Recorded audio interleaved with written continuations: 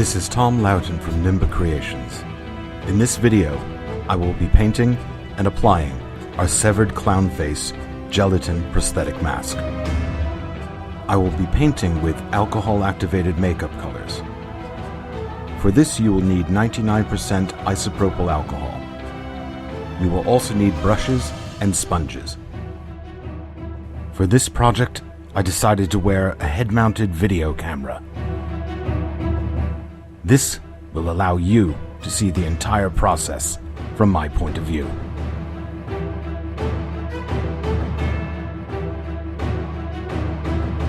We'll start by painting the open wound areas.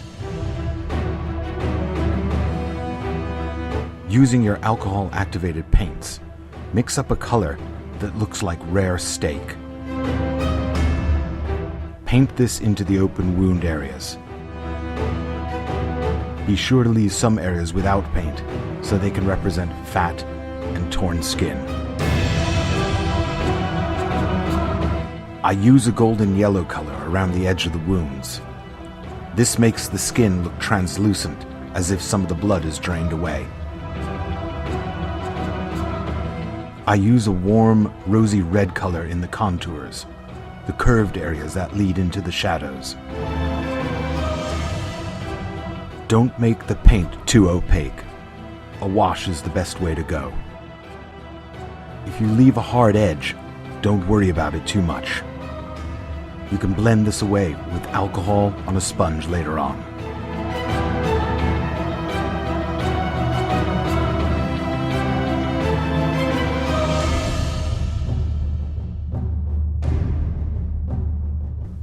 Try to avoid the temptation of spreading that rosy contour color too far.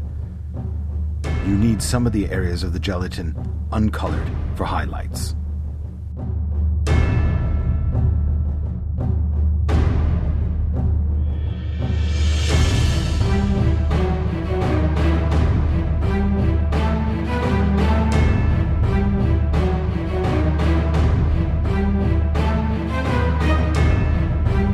Check reference photos of real people to see where best to use this.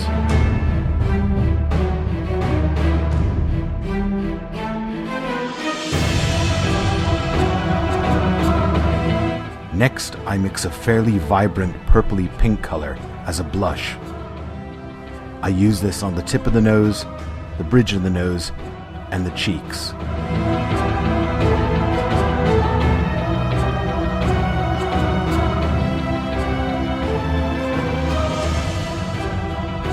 I use a moderately dark, cool red-brown as a shadow color. Use this under the cheeks, the temples, around the eyes, and in the deeper creases.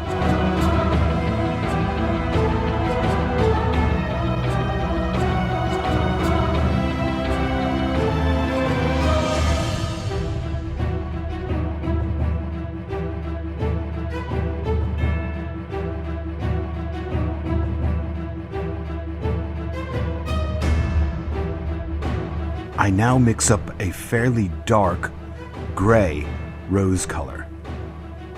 This is used in the shadow areas to cool down some of those reds and pink colors. It's also used on the exposed wounds to add a deeper purpley cast to the raw flesh. Next, a bluey green vein color is used to add translucency to the highlight areas, like the eyelids.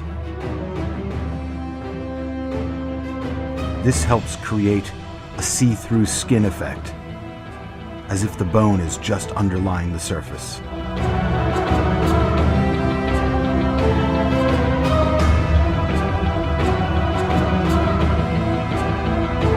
I use a similar variation of this to create shadow areas around the temples.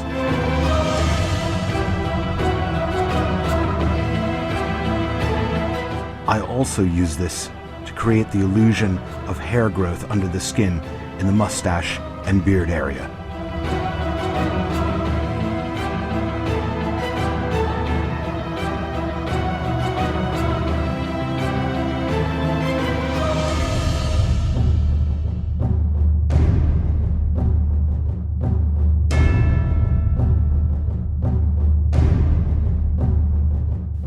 fairly deep rose color is used to add detail on top of the gray undertones on the forehead bruising.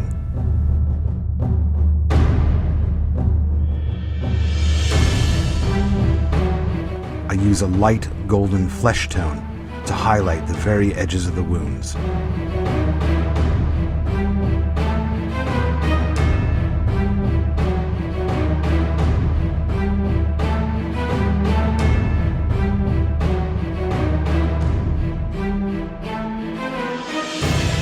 I now create a spatter wash to be flicked onto the paint job.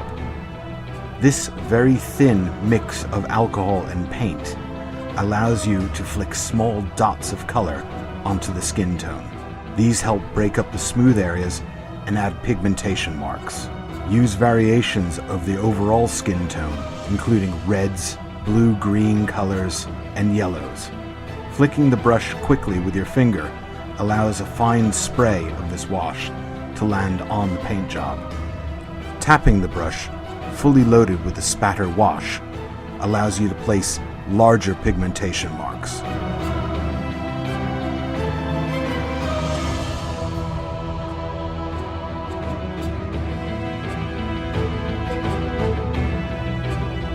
The final step in painting the flesh tones is to add some broken capillaries. This is done using a fairly thick mixture in a near blood color. I apply this mixture using a very inexpensive paintbrush. Dip the very tips of the brush hairs into this color and gently press them against the mask. Be careful not to apply too much paint. Subtlety is the watchword here. If you were going for a natural look, you could now apply this mask, add some blood, and you'd be done.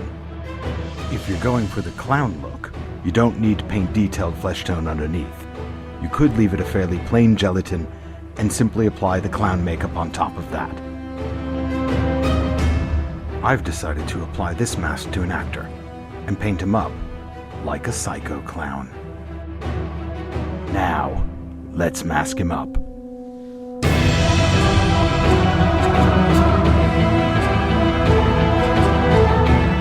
Our prosthetic adhesive is applied to the actor's face. We apply over the eyebrows, but leave his beard and mustache free of adhesive. The inside of the prosthetic is also given a layer of adhesive. Once all the adhesive is dry, the mask is offered up to the actor's face.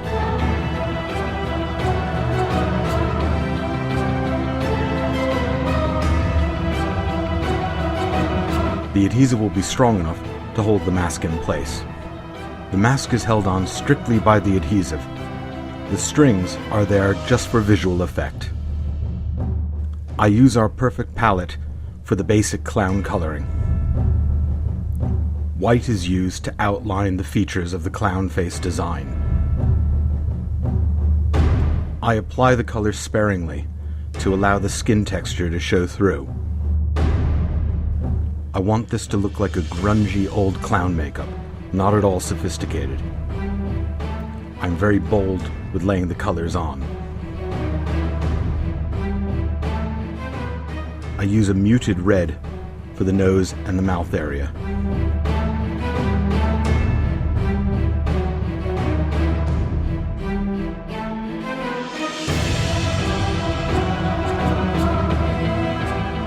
I line between the red and the white area with black.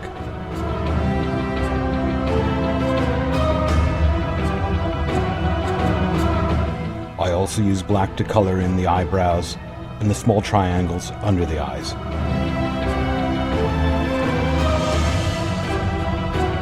An application of fake blood completes the look. We hope you've enjoyed painting and applying your severed clown face.